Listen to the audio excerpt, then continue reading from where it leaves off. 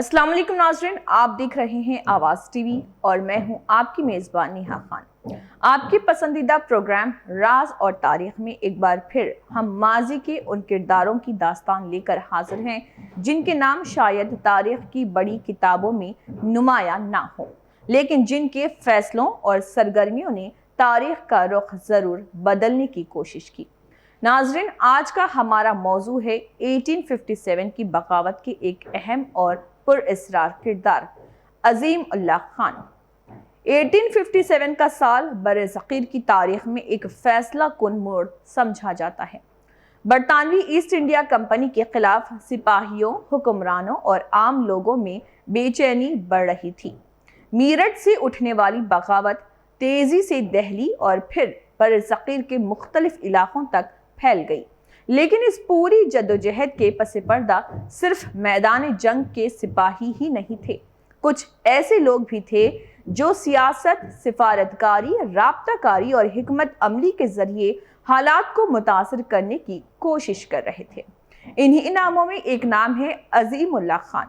तो सवाल ये है कि अजीम उल्लाह खान कौन थे, वो नाना साहब के करीब कैसे आए, उनके यूरोप के सफ़र करने उनकी सोच पर क्या असर डाला और 1857 की बगावत में उनका असल किरदार क्या था। आज के प्रोग्राम में हम इन्हीं सवालात के जवाब तलाश करेंगे। तो चलिए प्रोग्राम का आगाज करते हैं।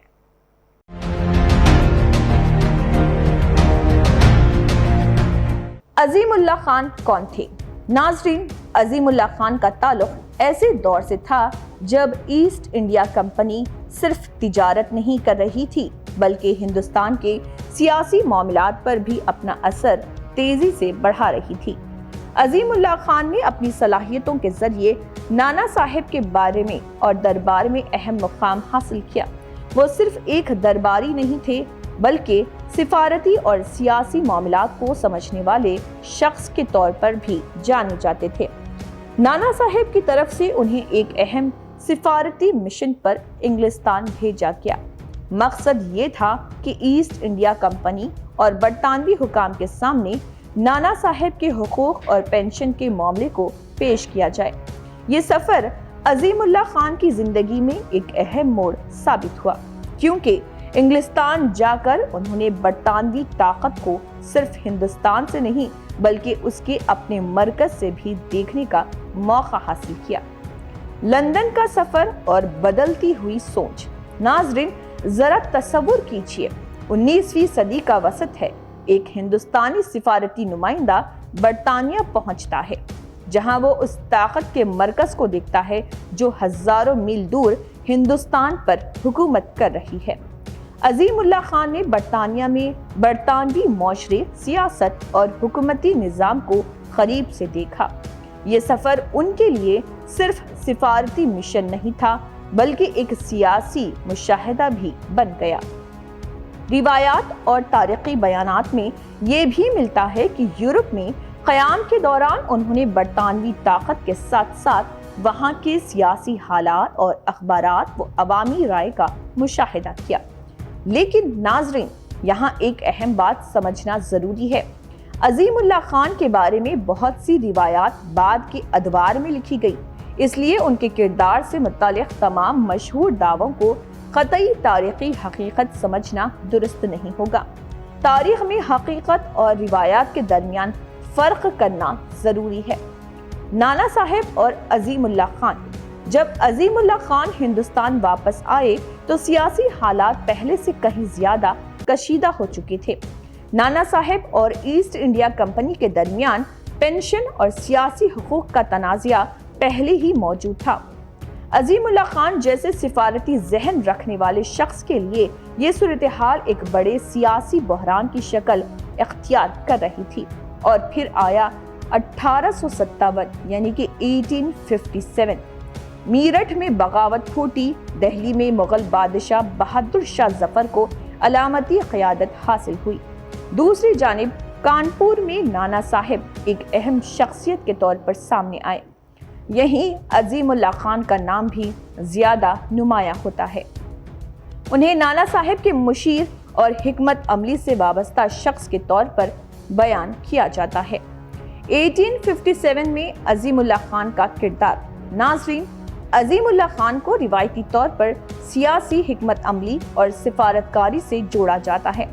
उनका किरदार मैदान जंग में तलवार उठाने वाले सिपाही से ज्यादा एक सियासी मंसूबा साज का बताया जाता है।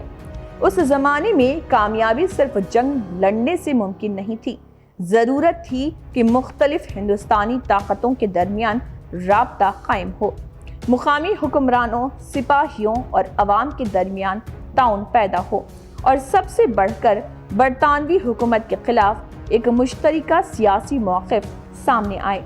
अजीम उल्लाह खान की अहमियत इसी पस मंज़र में समझी जाती है। वो हालात को सियासी नज़र से देखने वाले अफराद में शामिल थे और नाना साहिब के गिर्द मौजूद अहम मुशीरों में उनका नाम आता है। क्या अजीम उल्लाह खान वाकई 1857 के मास्टरमाइंड थे? अब आते हैं आज के सबसे बड़े सवाल की तरफ। क्या अजीम उल्लाह खान वाकई 1857 की पूरी बगावत के मास्टरमाइंड थे? नाजरीन, इस सवाल का जवाब एहतियात से देना होगा। तारीखी शवाहिद उन्हें नाना साहिब के अहम साथी और मुशीर के तौर पर जरूर सामने लाते हैं, लेकिन ये कहना कि वो पूरे 1857 के इनकलाब के वाहिद या मरकजी मंसूबा साज थे एक बहुत बड़ा दावा होगा।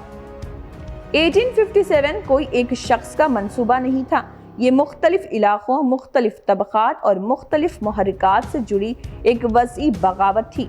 कहीं फौजी नाराजगी थी, कहीं सियासी कब्जों के खिलाफ गुस्सा, कहीं मुकामी हुक्मरानों के मुफादात थे और कहीं मजहबी व समाजी खदशात। इसीलिए अजीम उल्लाह खान को 1857 के एक अहम सियासी किरदार के तौर पर देखना ज्यादा दुरुस्त है, ना कि पूरी बगावत का वाहिद मास्टरमाइंड। कानपुर और नाना साहिब। 1857 में कानपुर का मुहाज इंतहाई अहम बन गया। नाना साहिब ने वहां बरतानवी ताकत के खिलाफ क़यादत संभाली। उस दौर के वाक़यात इंतहाई पेचीदा और खूनरेज थे और कानपुर में होने वाले वाक़यात ने बाद में बरतानवी रद्दअमल को भी इंतहाई सख्त बना दिया। अजीम उल्लाह खान का नाम इसी सियासी माहौल में सामने आता है। वो नाना साहिब के करीबी साथियों में शुमार किए जाते थे और बगावत के सियासी पहलू में उनकी मौजूदगी का जिक्र मिलता है। लेकिन तारीख हमें ये भी सिखाती है कि जंग और इनकलाब के दौरान अफवाहें, सियासी प्रोपेगेंडा और बाद के बयानिए अक्सर असल वाक़यात को पेचीदा बना देते हैं। इसीलिए 1857 के हर किरदार को समझने के लिए मुख्तलिफ तारीख़ी ज़राए का तक़ाबुली मुतालिया ज़रूरी है। एक पुरअसरार अंजाम। नाज़रीन, 1857 की बगावत आखिरकार बरतानवी फ़ौजी ताकत के सामने शिकस्त से दो चार हुई। दिल्ली दोबारा बरतानवी कब्ज़े में चला गया। कानपुर और दीगर मराकज़ भी वापस ले लिए गए। नाना साहिब और उनके साथियों के बारे में बाद के बरसों में मुख्तलिफ रिवायात सामने आई। अजीम उल्लाह खान के आखिरी अयाम के बारे में भी मुकम्मल और गैर मुतनाज़े मालूमात दस्तयाब नहीं है। यही चीज़ उनकी शख्सियत को मज़ीद पुरअसरार बना देती है। एक ऐसा शख्स जो बरतानिया तक गया, वहाँ की ताकत को करीब से देखा, हिंदुस्तान वापस आया और फिर एक ऐसे सियासी बहरान का हिस्सा बना जिसने बरज़कीर की तारीख हमेशा के लिए बदल दी। तारीख का एक अहम सबक। नाजरीन, अजीम उल्लाह खान की दास्तान हमें एक अहम सबक देती है। तारीख सिर्फ बादशाहों और जंगों के नामों से नहीं बनती, तारीख उन लोगों से भी बनती है जो पर्दे के पीछे रहकर फैसलों पर असर डालते हैं। सिफारतकार, मुशीर, पैगाम रसां और सियासी मंसूबा साज भी तारीख के धारे को मुतासर कर सकते हैं। अजीम उल्लाह खान इसी किस्म की शख्सियत के तौर पर याद किए जाते हैं। उनका किरदार शायद रानी लक्ष्मीबाई, बहादुर शाह जफर या नाना साहिब जितना अवामी तौर पर मारूफ ना हो, लेकिन 1857 के सियासी पस मंजर को समझने के लिए उनका जिक्र अहम है।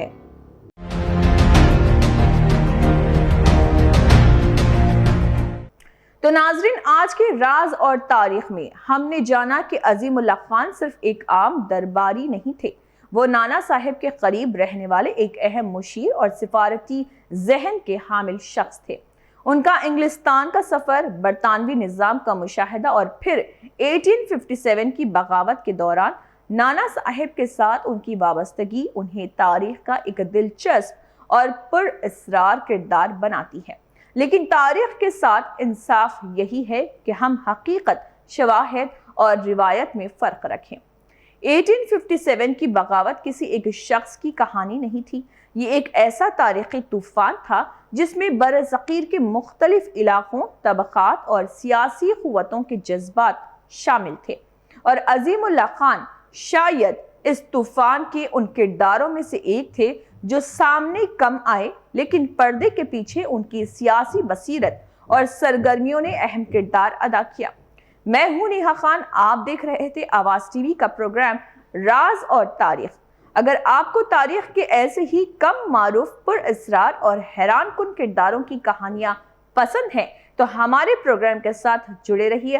اگلی قسط میں پھر ملاقات ہوگی تاریخ کے ایک اور راز کے ساتھ۔ تب تک کے لیے اجازت دیجیے، اللہ حافظ۔